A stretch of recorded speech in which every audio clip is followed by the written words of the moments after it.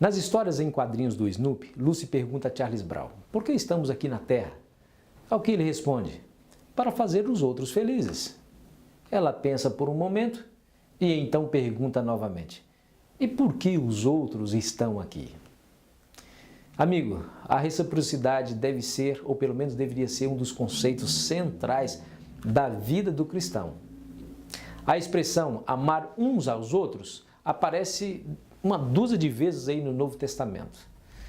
Outras expressões também aparecem, tais como: orai um pelos outros, edifiquem-se uns aos outros, preferindo em honra uns aos outros, e outras tantas aparecem semelhantes a essas. Apesar de que essa é a norma, sabemos que não somos perfeitos, e os mais dedicados se surpreendem, vez ou outra, em alguma falta. Como lidar com situações difíceis? Convido você mais uma vez a estudar a lição da Escola Sabatina. E o tema de hoje é Restaurando os Caídos.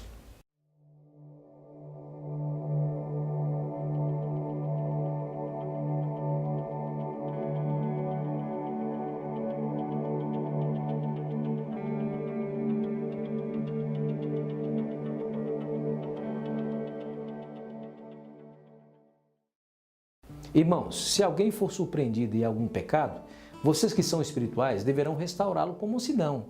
Cuide-se, porém, cada um, para que também não seja tentado. Paulo diz essas palavras lá em Gálatas capítulo 6, versículo 1.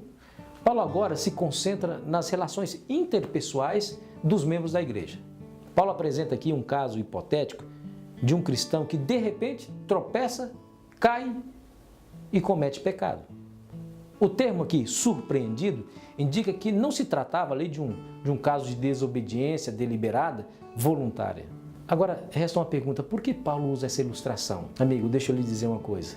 Nada revela de maneira mais clara a perversidade do legalismo do que a maneira como os legalistas tratam aqueles que pecaram. Podemos até nos recordar do caso dos fariseus que arrastaram até Jesus uma mulher que havia sido pega em adultério.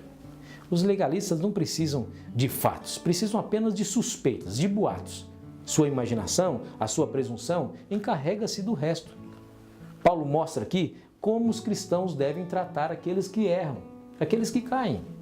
Ele diz que deverão restaurá-los com mansidão.